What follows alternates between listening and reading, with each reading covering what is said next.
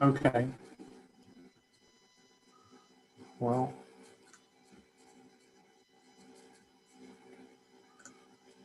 Andy, you're just going to introduce me, I guess, are you, when we're ready to go? What I tend to do is a bit of a housekeeping thing, and then I pass it over to Mark for the introductions. Okay, that's fine. Thank you. We'll just give it a couple more minutes for people to arrive.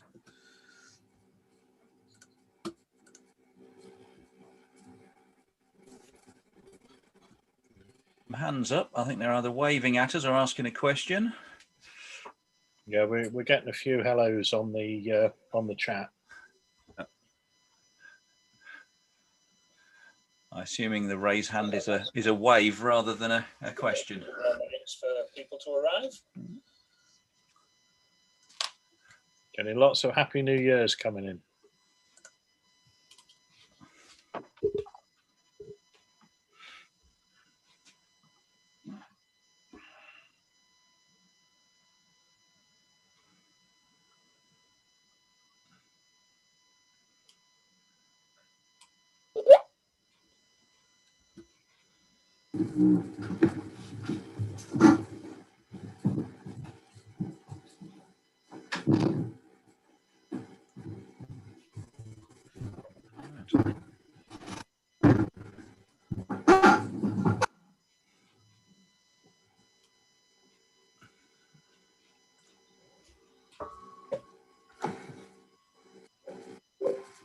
Whoops.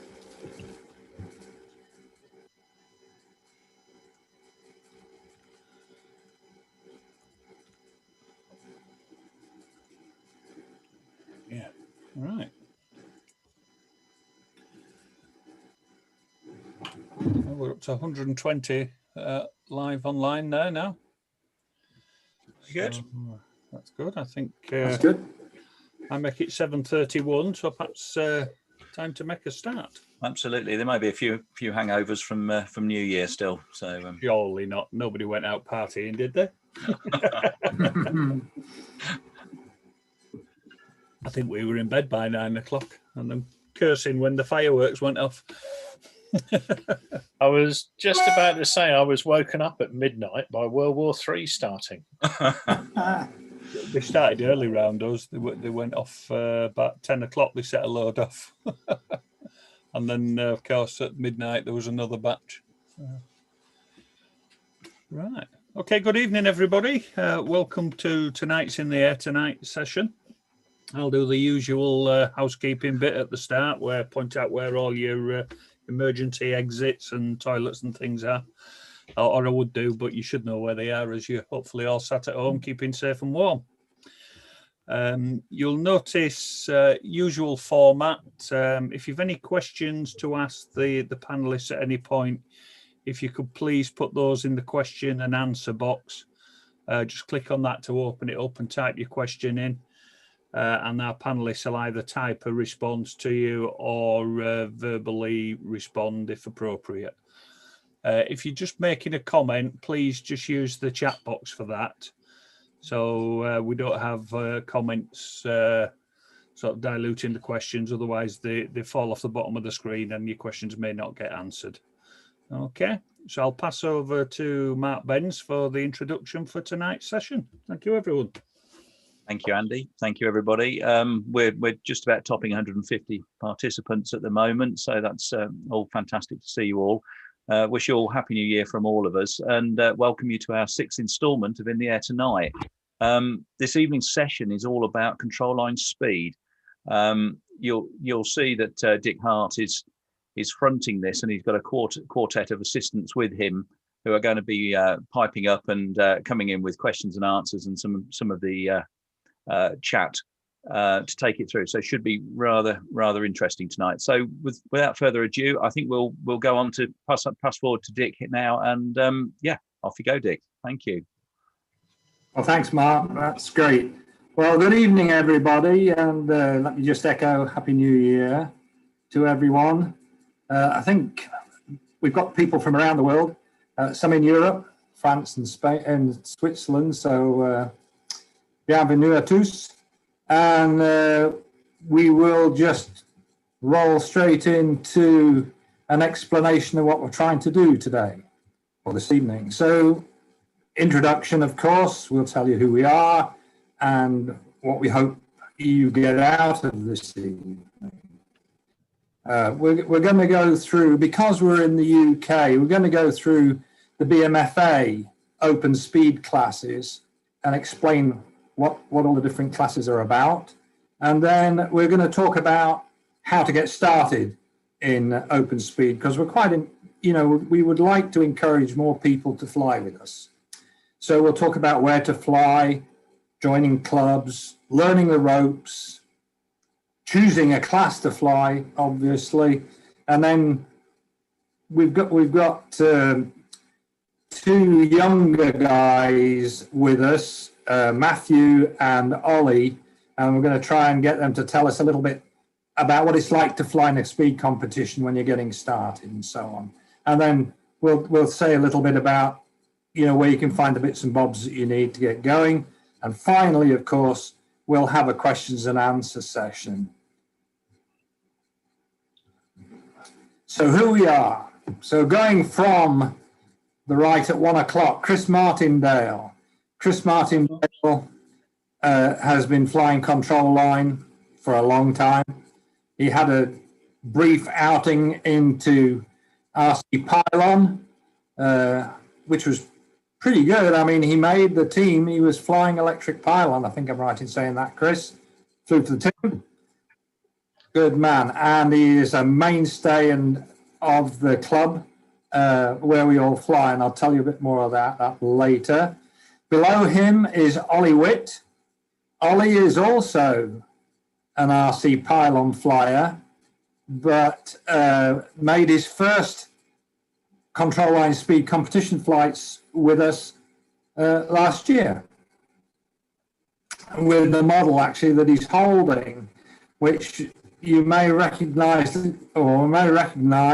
in Barry Lever's hands at the bottom left, because Barry built that model, but it's Ollie's motor that's now on it. So Barry is also an RC pylon flyer of note for, I don't even remember how many years, but quite a lot. You can tell by the grey hair. And he has come back into control line speed flying over the last few years and has cajoled and encouraged some of his buddies from pylon to join us. And then above is myself, Hart, and my son, Mathew. I've been flying control line, I suppose, since I was 10 or 12 years old. And Mathew, likewise, when he was 10 or 12 years old, he didn't have much choice. He had to, he was following me around when I was flying. So we took up, first of all, Mini Goodyear, and then we got into vintage team race. And then he was asked whether he would train and compete in F2A.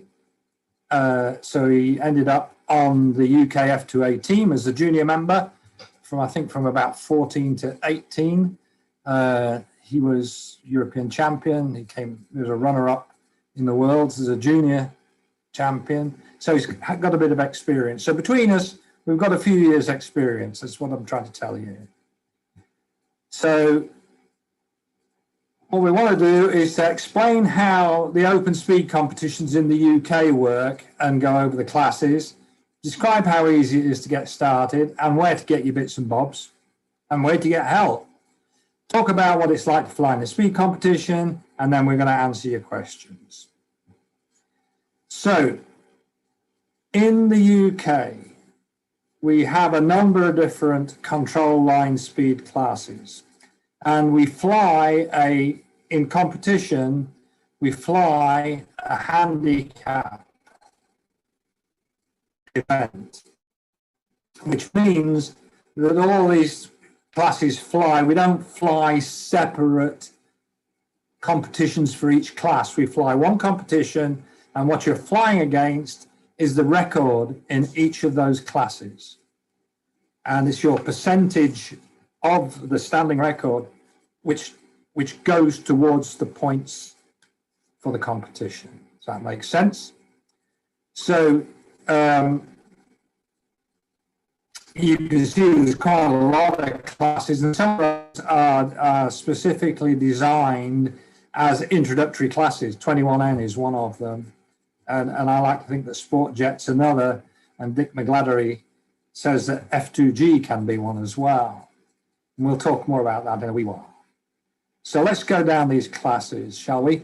But before we do that, the next picture I'm going to show you is a picture of an event which we run at Barton. I should say that most of the competition, most of the activity that I'm involved with, and most of the other people on the panel are involved with, take place at Barton, which is near Manchester in the UK, and it's a control line club. And they have their own introductory class, which is called Barton Club Speed. And you can see here a couple of gents who may be well known to some of you.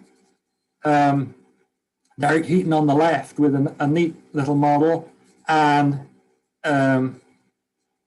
you'll forget his name, on the right with what is actually a Pink Lady type model.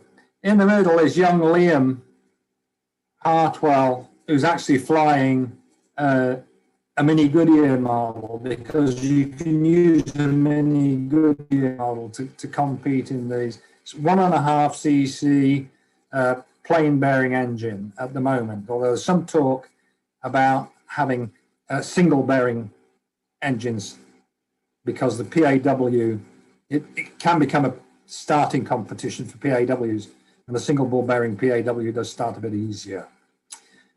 So 049, this is what an 049 model looks like. A natty little thing. This one belongs to Chris Martindale. I don't know if you want to say a little bit about this model, Chris, unmute and say something. Yeah, well, the 049 is very much a miniaturized F2A model. It does actually utilize a cut down F2A carbon wing. But the motors are little duals. They're actually a little Profi motor. I don't know if you can see that there on screen. But that's a little Profi 049, runs on a pipe, and it can be a bit touchy, but you're looking at sort of 28 to 30,000 revs on these, on a very small propeller.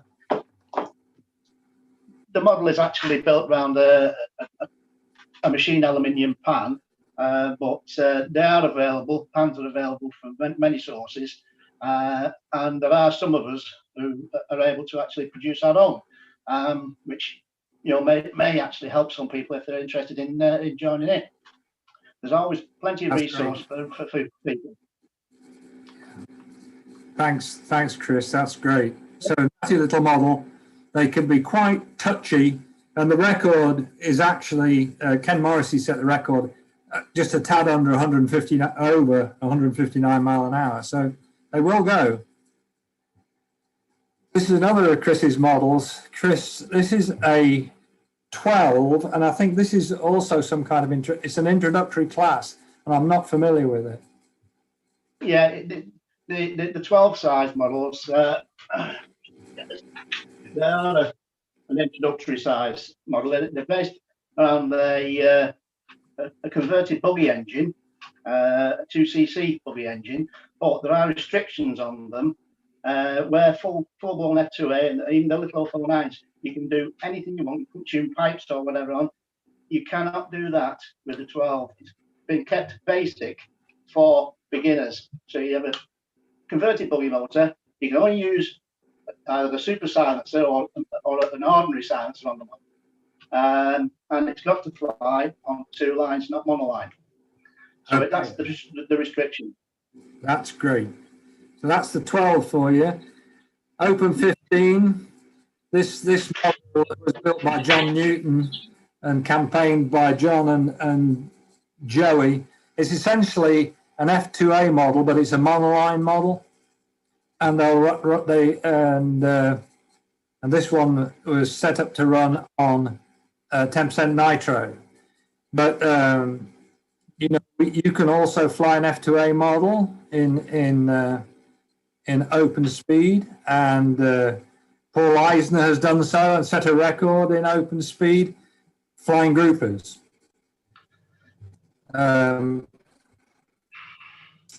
Won't say much more about it. It's not super popular because F2A, of course, is the big international speed class.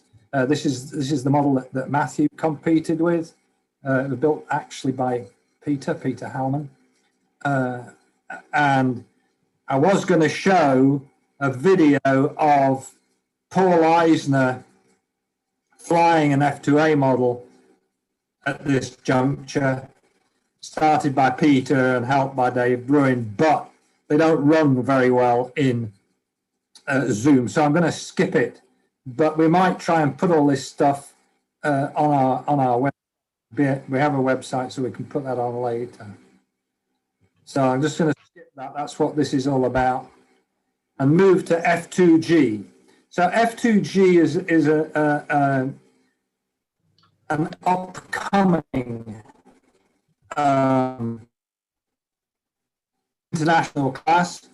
There are a couple of guys who fly it in the UK, Dick McGladdery, and the other guy is Nigel Frith.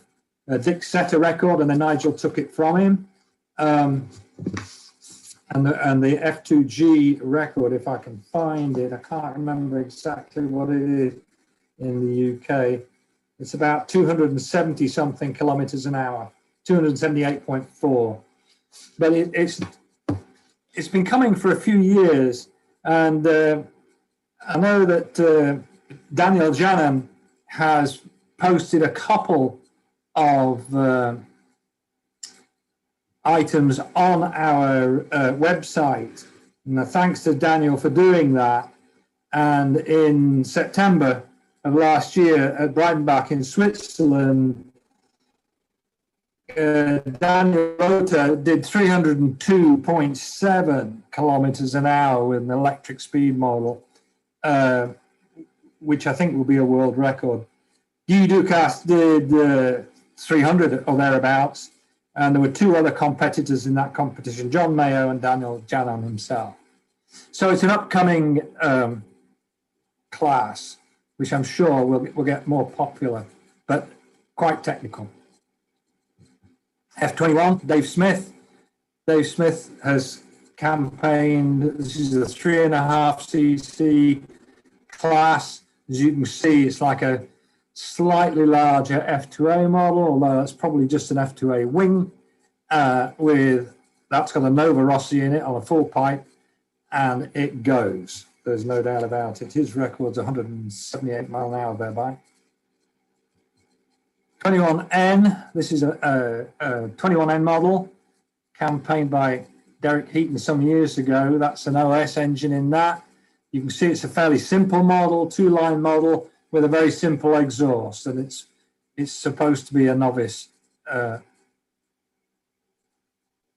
class. And here is Chris's 29 model. So, Chris, do you want to say just a few words about this model, what it is? Yeah, the 29 is my own design, and again, it's based around an aluminium plant which I've machined myself. It's powered by an OPS 29, fully piped, and this particular model can actually be used either in 29N or F29. Because this particular model falls within the weight limits of both. That's principally the big difference between the two classes. You've got a higher limit for the 29N and a lower limit weight for the F29. We flew this Mathew in fact flew this at the Nationals for me in 2019, and we actually secured the trophy for both classes with 153 mile an hour.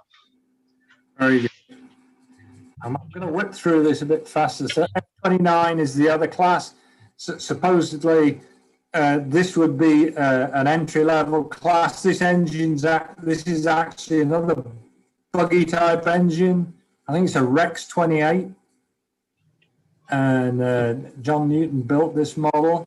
Fairly straightforward, simple model, simple tank, not very expensive engine. And you can see we're actually running a 7x9 APC. That might be a little bit too much prop, but if we put more nitro in it.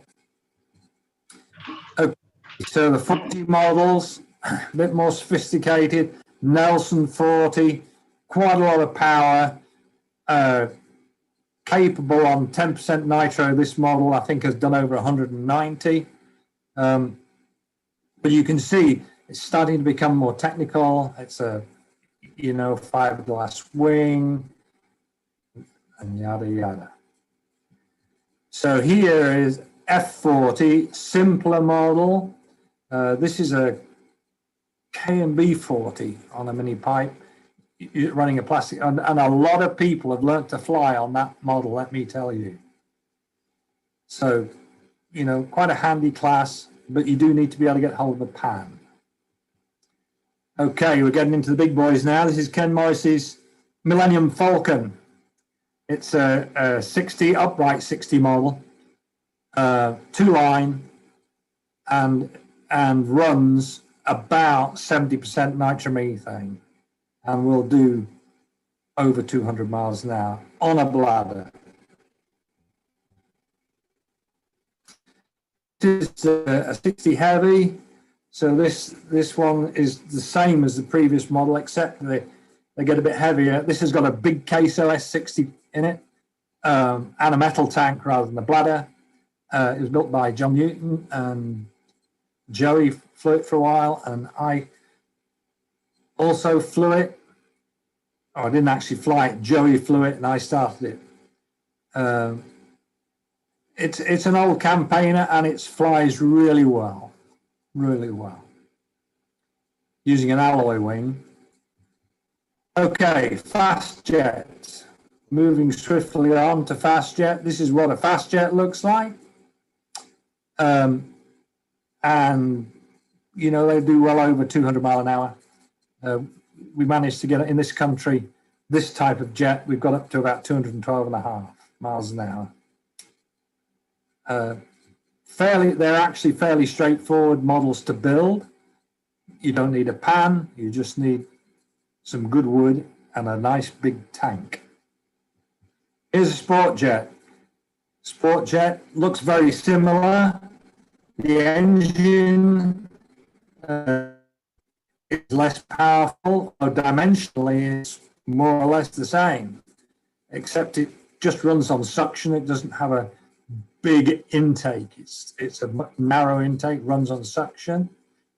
And this one, although it's a fairly new model, I can see that the fuel has started to rip the paint off already. Anyway, there we are. And there's Ollie with the upright model. Now, upright models, the advantage of an upright model is that it's not the engine that hits the tarmac when you land. It's the bottom of the model. So you don't mess up your engine quite so quickly. And, we all went to sidewinders because we thought they'd go faster. They maybe fly a little bit steadier, I'm not sure. But in fact, some of the fastest sport jets that I've ever seen fly were Will Stewart's in California, and he flies an upright. So there you go. So let's talk about getting started in the UK. Where to fly? So there's obviously Buckminster National Model Flying Centre, the BMFA Flying Centre. They are putting in a hard circle as we speak. Barton Model Flying Club, which is where we fly. There is an area in Croydon, and the Croydon Model Aircraft Club fly there. And then, of course, the British National Championships at Barkston Heath. So for those of you that haven't been to Buckminster, I managed to get some Google Earth shots. This is actually Buckminster. And on the left, the circle on the left is the stunt circle, and the new hard circle is, I believe, to the right of that. Somebody will correct me if I'm wrong. This is Barton, and this was taken late last or middle of last year. So you can see we've got two hard circles. They're fenced. We've got proper pit area on one of them, and several other circles for flying stunt. We don't fly combat there because we're at the end of an active airfield. This is Croydon, which is part of a obviously not active airfield, and I believe that's where the circle is. And of course, Barkston. Barkston Heath is where our national championships have been for many years now. And we usually fly control line speed underneath where it says Barkston Heath in the middle there on the pin on that runway there. Okay, so getting started, obvious the place to start in the UK is the BMFA. Join the BMFA and get your insurance. Membership's £38. And they also have a club directory, which will allow you to find a club near you. I mean, we obviously fly for Barton, fly at Barton Model Flying Club. So the membership for Barton is an additional £50. It sounds like a fair amount of money, but it's the membership fees that pay the rent, because we are at the end of an active airfield and we have to pay the owner's rent each year. And if you wanted to join, then Ed Needham is the chap to get in touch with there. Okay, let's talk about choosing a class for ease of operation, reliability, and getting the best bang for your money. You know, we looked at Barton Club Speed. Here's a bunch of guys with a bunch of models, and you can see that you can get a feeling for flying in a speed competition fairly simply. And we run it every time we have a competition, and we always have quite a lot of fun. The only disadvantage, if there is a disadvantage, is that you're not flying in a pylon, flying over grass. 21N is another good class. Some of you may recognize this. This is a Ned Morris model, and it meets all the criteria for 21N, except that we would have to amend that mini pipe and put a plug in the end, because it can't have more than a 6.5 square diameter outlet on the end. I think that's right.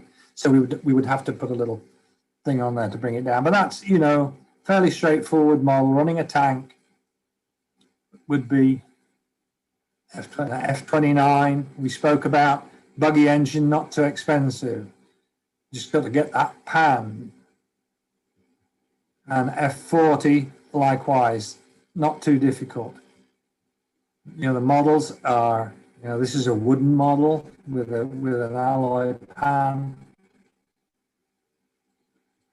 And then sport jet. People seem to be a little bit frightened of pulse jets because of the noise they make, but really, you know, a sport jet is so easy to fly. It's so easy to fly. If you can fly a British Goodyear, if you can fly a Barton B, you know, you can fly a sport jet. And that was going to be us flying a sport jet, but I'm going to roll past it. And then Dick McGladdery insists that F2G can also be an entry-level type of event. And again, I want to thank Daniel Janham for putting an article that Dick wrote on our website. And if you want more details about how Dick got involved, have a look at that article on the website, because it's got all the information that you need on it. So, having, you know, got yourself a model, built, bought, begged, borrowed, hopefully not stolen, it's obviously much easier to get into flying if you're flying with a club. You know, you'll find out what sport equipment you need because you'll be able to borrow it to start with, and then you can decide, you know, exactly just what you need. And crucially, you'll get coached by other guys in how to operate your model safely. you know, we do have to stay safe. We fly inside cage circle at Barton, you know, and touch wood, we haven't really needed the cage. But, you know, everybody needs to understand the aspects of a good, safe design for the model, the kind of stresses and strains it's likely to undergo, how to construct the model to overcome those stresses and strains, keep them under control, how to operate the model to minimize all that, and then how you as a competitor need to get yourself organized in order to make sure everything stays safe. So here's a couple of newcomers, Joe and Sam.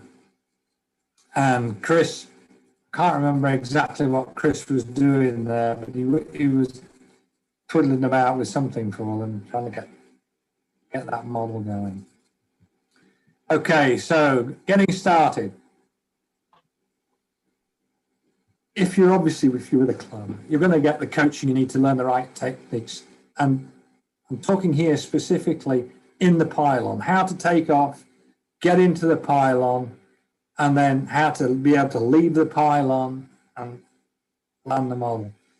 Flying in the pylon just takes a little bit of practice. Well, once you've got that, then you can really get a good technique, and a good technique in the pylon will get the model flying as fast as it can fly, and that's what you want to do. So this is what a pylon looks like. On top here you can see the standard U pylon. Now we use that a lot for open speed, sport jet and fast jet. Underneath it is a monoline handle. For those of you who haven't seen the kind of monoline handles that we use, and what's not shown on there is there's a kind of detachable hook on the alloy handle, which will sit on the U. It'll just hook around the U, so it will allow you to transfer a lot of the load to that pylon very quickly. And then you can see the handles going to the right. The black handle is an F2A handle, and the handle next to it is also an F2A handle. And you can see they've got domes on with a crossbar, and beneath it you can see Ken holding a handle in an F2A type pylon top with the two little ears, and your crossbar will just crash into that as you engage, and away you go.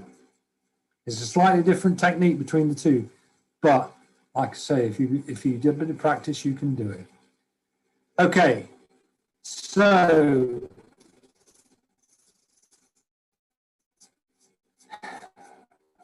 Mathew, let's talk about this a little bit. You know, these things are pretty obvious. You know, I'm just going to check your model. Let's talk about having the right clothes and footwear. What kind of footwear do you find best for running around that pylon? Because it's not easy in the wrong footwear. I mean, I've used all sorts, from skater shoes to running trainers and things, and definitely as I've grown up. But I usually just wear running trainers. Just good grip. You don't want anything that's going to be slippy, and also the weather, it could be wet or it can be dry, so it needs to have good rubber on the soles, so, and also laced up as well. And then on the clothing kind of side of things, you know, you have a pylon in the middle that you're going to be getting holding on to, and you don't really want anything baggy, anything that can get caught on it, or if you're coming out the pylon, or it can just kind of put you off. So no really loose jackets or jackets that aren't done up. And I've never really worn sunglasses or hats because I don't like anything in the way of my vision when I'm flying or anything like that. But that's more of a personal preference. Yeah. Okay, thanks. So then these other items here are just pretty self-explanatory. So I'm going to skip through to your first flight. So Ollie, can you remember your first flight? I think it was with one of Chris's IC models before I tried with my Pulse Jet. But yeah, I've got a vague kind of recollection. I guess it all let's do the yeah. Let's do your first flight. Yeah, it all starts with kind of all the models are laid out next to the circle outside of the fences. So what you've got to do is if you're the pilot, you kind of pitman, you'll pick up the handle, and your pitman will pick up the aircraft, and you walk so that you keep the lines tight, stepping over other people's aircraft and lines, making sure you don't tangle them up. Walk into the circle, you go to the center of the circle, and your pitman goes to where he wants to start, and then fairly kind of simple. When you're ready, as it says, kind of get a signal from the timekeeper. So when all the timing equipment's ready, all the marshals are ready. Then depending on the class, you get your engine going and get up round a pylon, round the course. A lot of the models use dollies to take off from. Some have got a little kind of monowheel undercarriage. So I found one of the hardest things is kind of getting out of the dolly, especially with the top mounted pulse jets. But yeah, once you kind of up and in the air and it's stable, then it's just kind of hanging on to it, which isn't too bad. Like they pull a little bit, but they're not not insane. So yeah, just kind of hang on to it. You do it. Yeah, not unmanageable. Do a couple of laps out of the pylon. Try and build up the speed. Get the model flying nicely and stable, accelerating all that time. And then when you think you've kind of got to your top speed, drop your hand into the pylon, and that's when the time will start. And then get your laps in and try to remember to breathe, I guess. Yeah. All right, thanks, Ollie. So after the flight, then there's a rush, right? There's a rush, and even if it doesn't go all right, that if you're in a club, there's plenty of people to help you fix it, and you can try again. So that was, and you won't see it. So just enjoy the moment, I guess, is what we're saying. There's a lot of fun to be had, and it doesn't have to be expensive. We're not talking, control line speed models are not as expensive as a lot of the other top class competition toys.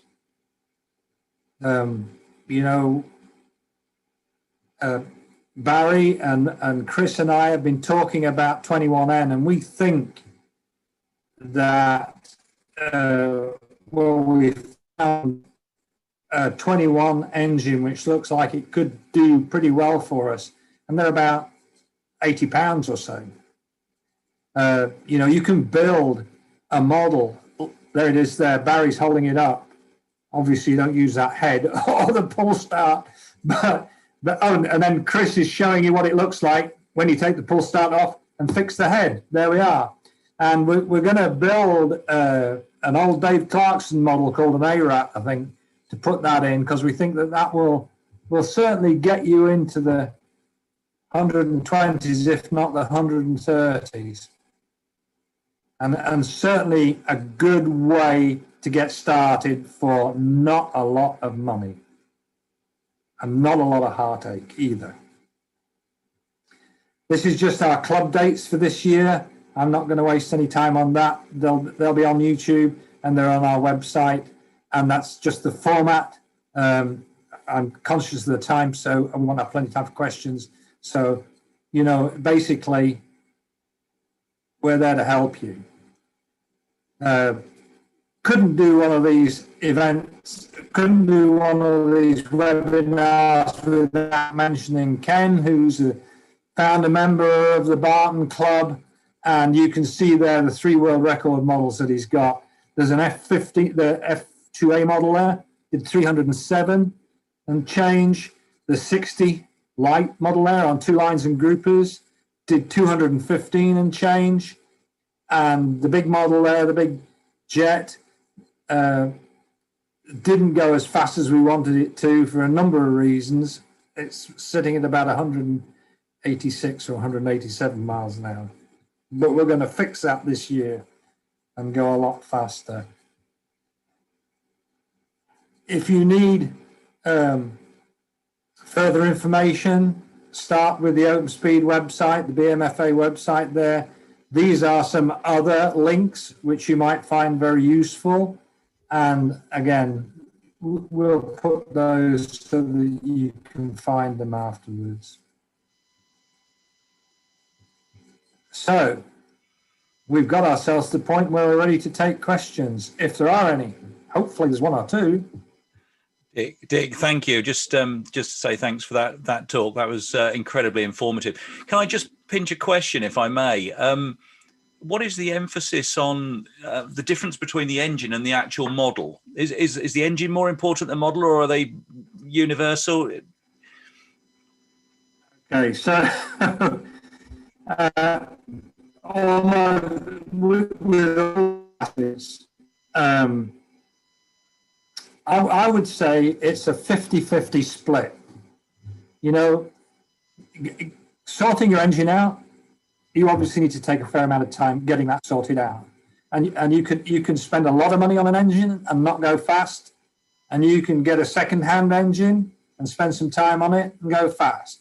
Similarly with the model, you know, when you're flying a control line model, you want a model that grooves, because you've got enough on your plate just trying to get the model to go as fast as it can and to keep up with it without having to also stop it from crashing, you know, or doing a wing over. It needs to take off smoothly, give you the chance to get yourself together, get in the pylon, get around that model, round after that model, fly it nice and smoothly. When the engine quits, you don't want it to either dive for the tarmac or reach for the skies. You want to be able to just get out of the pylon and bring the thing back to ground. So it's about a 50-50 split. Okay, brilliant. Thank you very much. Got a few questions here. We'll run through them. If anybody else has got any questions, feel free to put them forward. Mark Aris, how does a monoline handle control the model? I thought the two lines controlled the up and down deflection of the elevator. Yes, well, so does a monoline model. I think you saw on the handle that it had a long, like an Archimedes screw twist with a button on it. So that twists the wire. And if you look on this, what's on your screen right now, at the model in my left hand, actually the model in my right hand, or any of those four models, you can see that there is a wire going to the elevator, standing quite well out. And as you twist the control wire, it actually twists that little part there, arm backwards and forwards, and it gives you elevator control. Sounds a bit weird, but actually, you know, you've got some tension on that wire.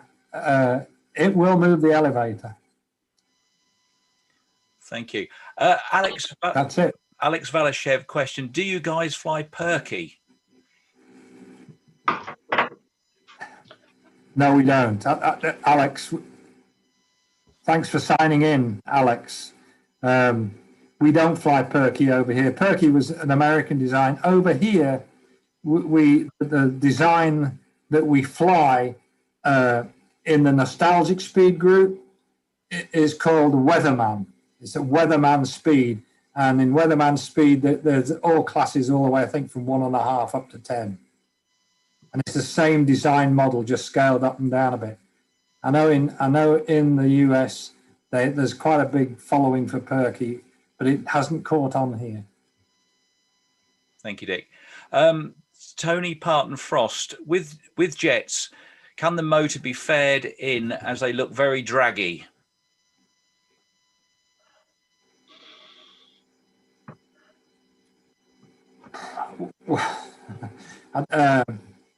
They get red hot. I mean, they really get red hot. Are draggy. But in all honesty, they get stonking hot. I'm just not sure what the advantage would be. I mean, the advantage of having them fed like that is that, you know, it keeps the pipe a little bit cool. It's a thin stainless pipe, and as it gets red hot, it's quite fragile. It can bend. So, right, thank you.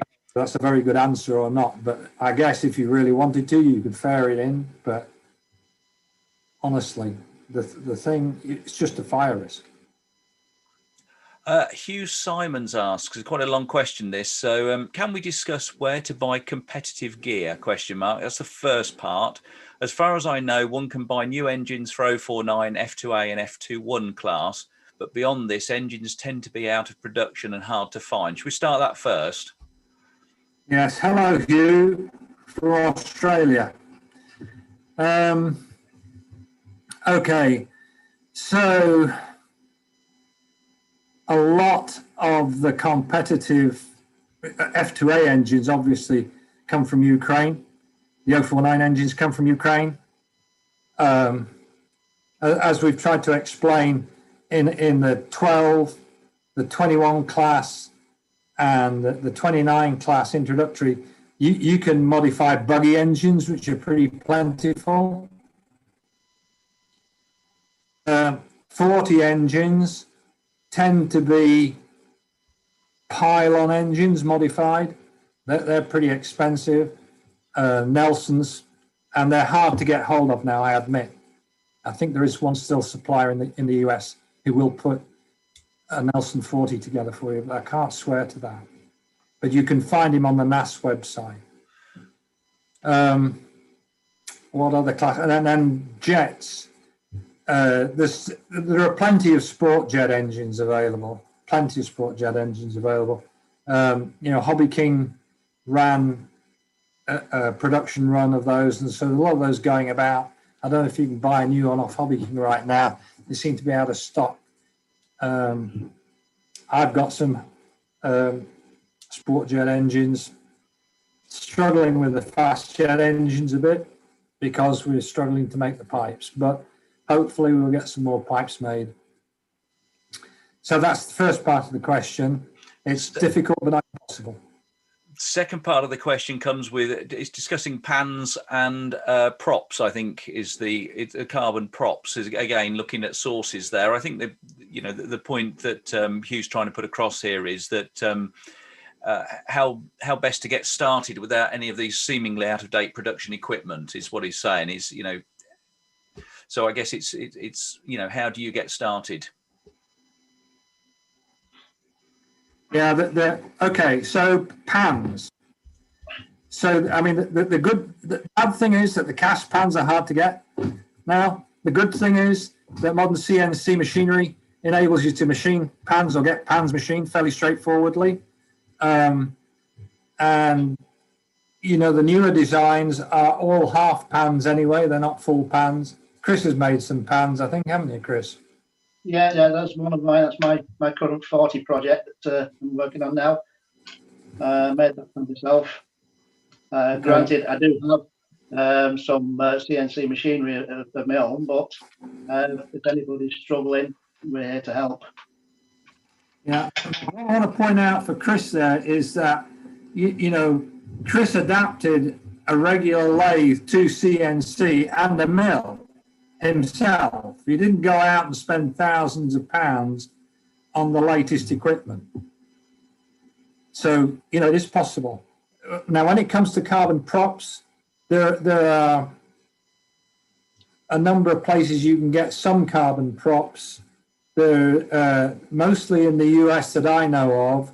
The ZZ Props, which is Mike Hazel. There is Tom Wilk's son, Steve Wilk, who will make props, and another guy called Steve Eichenberger from Chandler, Arizona, who makes some very nice propellers. I've got some propellers off him. other suppliers of gear are obviously the guys in Ukraine, but they tend to be more geared towards F2A. If you want to get into F2A now, I know that Hugh did fly F2A because he and Mathew competed together in East Germany, Sebnitz, years ago. And since then, of course, he's become a very advanced team race pilot with the Australian teams. I can't remember whether they won the world champs or not. I think they probably did. Anyway, there we go. Brilliant, thank you. Mark Harris asks, I noticed on some of the models, some if the cylinder heads are virtually fully enclosed. Are you looking to allow them to run hotter with the nitro cooling it, or is it just for aerodynamic benefits? Okay, I'm going to try and let Barry answer this because he's a bit of an engine guru. Let's see what he comes up with. What was the question, Dick? He's fallen I was asleep. typing an answer to someone. We've lost him already. Why are some engines cool? Why are some engines cowled and some engines not? What's the relationship to cooling? Well, certainly. Does the fuel have an impact on the cooling? Yeah. Certainly, in a control line speed model with an engine, a cowl is a big advantage. We see a little model on the screen right at the moment. That's just a club speed model. It's not a sort of highly competitive model, but you can see the orange one, the engine's out in the breeze. But Chris Martindale's one, where he's a little bit more competitive kind of guy, he's got it cowled. It'll certainly be quicker cow, but it does make it a little bit more. The air inlets have got to be better. Although it has to be said that some of the big nitro engines will run without any air inlets. As you know, the 60 model of Joey's has not got any air inlets. So that implies that those big nitro engines are actually fuel cooled rather than air cooled engines. And that's what Robbie McMyer says as well for the pylon race engines. It's a half and half fuel cooled engine and half air cooled. I think that's about it. Thank you, Barry. Because to try and take the heat straight off the head, which is kind of right, just showing at the end of the cowling. But I think you're right. I mean, the engines do get hot, but they're designed to run, and also the taper in the piston and liner fit is quite important because they do run hot. I can remember on one notable occasion, Joey was on the handle and John Newton and I were trying to start the D model for a second flight. And fortunately, John had hold of the model in the dolly, and I put the plug on and the engine just started. I didn't even show it the starter, it just started. So I pulled the starter out of the way and we released the model. That's how hot they run. Okay. Thank you. Got a question for Ollie here. You might choose not to answer this one. It comes from Mark Harris. Which gives you the bigger buzz, pylon or speed control line? Yeah, I saw that. They're actually kind of quite different.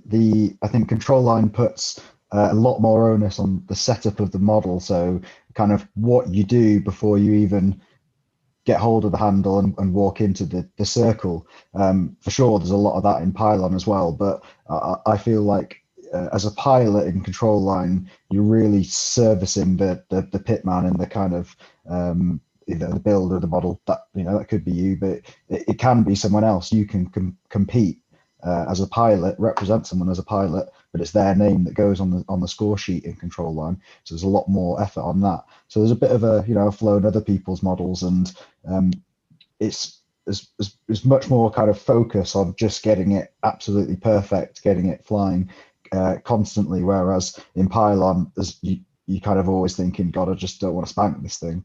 But in control line, you're allowed to focus a bit more on getting it as absolutely perfect as you can. So kind of quite different.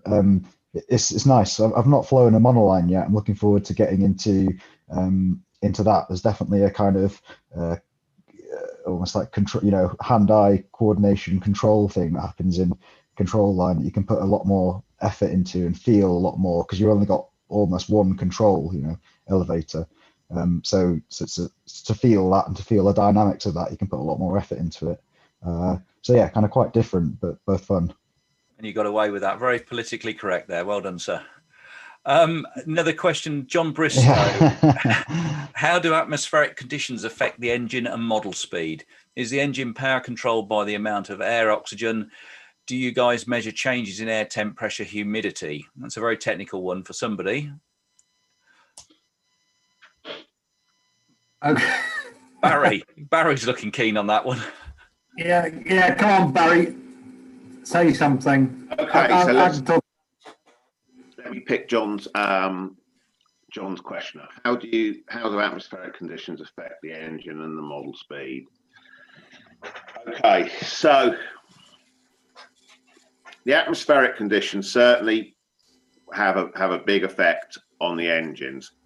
The more highly tuned the engine is, like an F2A engine, the more effect that the atmospheric conditions will have, and those guys have to really track the ambient conditions very closely, and you'll see them at the nationals writing all of their little notes down to see what they've done in the past to find their optimum conditions. But broadly speaking, the denser the air is, the more power you're going to get.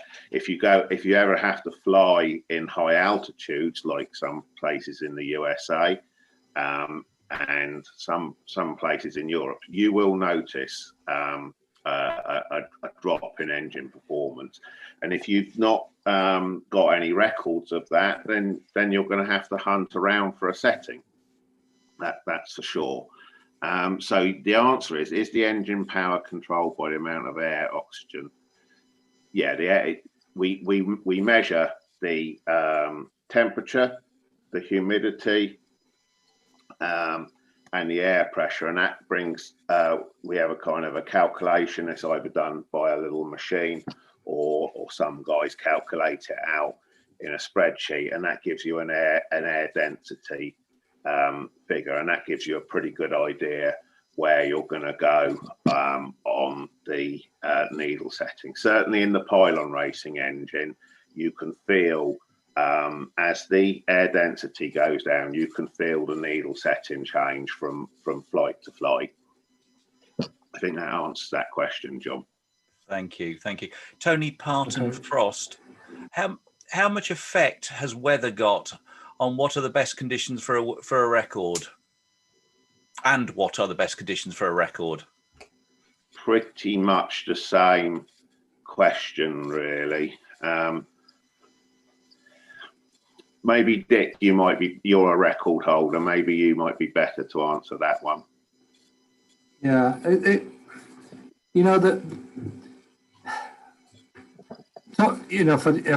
let's talk about the bigger engines now. So if you're talking about a big, 40 or a 60 running on high nitro, those engines, the fuel is providing a lot of its own oxygen, the nitromethane. Part of the reason we run nitromethane is that it has its own oxygen in it. And what that does is it really broadens out the needle settings quite a lot. And if you've really got a lot of nitro in, you may need something to help it ignite. And we use propylene oxide for that. So I guess what I'm saying with those bigger models, the impact of the weather can be somewhat dulled because you're running so much nitro. However, if we talk about a jet for a minute, the pulse jets, they are so finicky because it's a tuned length.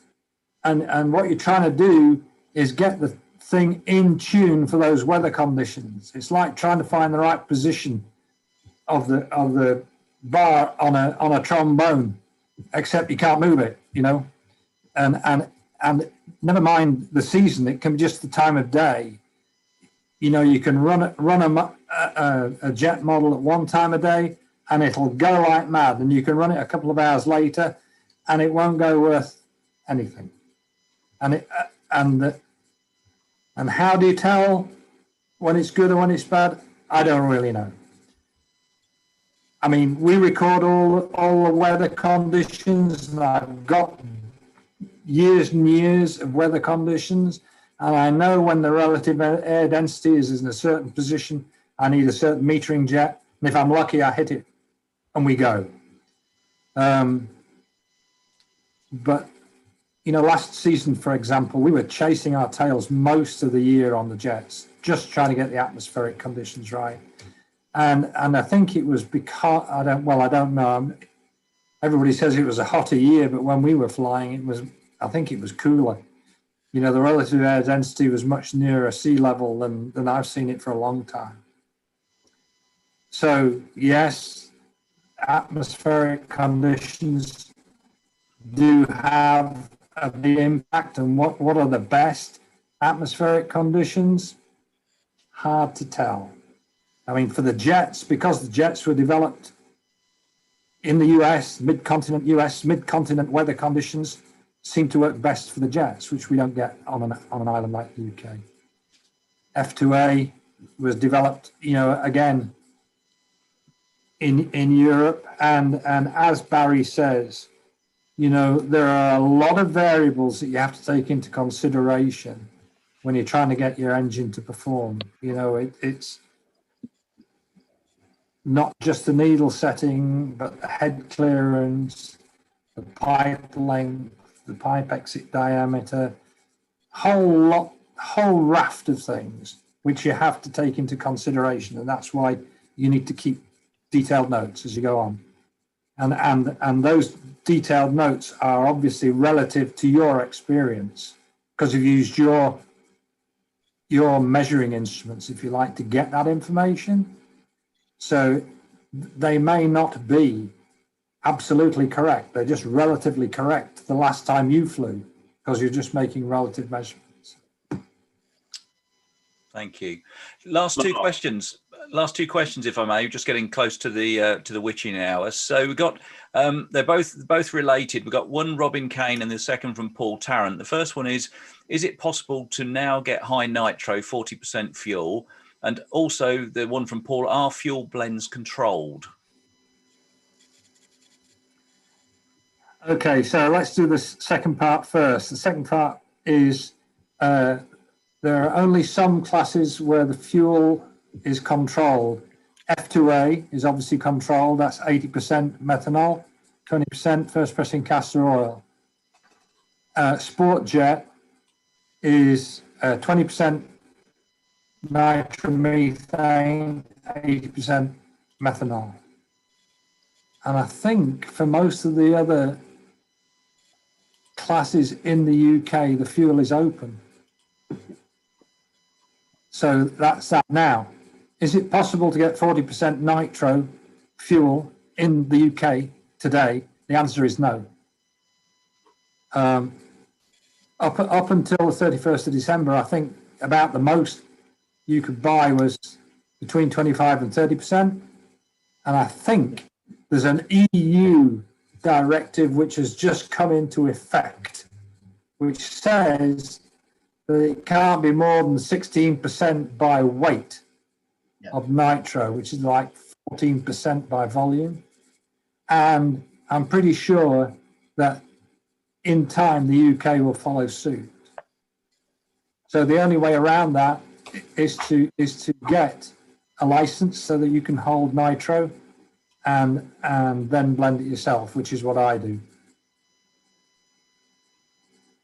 Fantastic, thank you.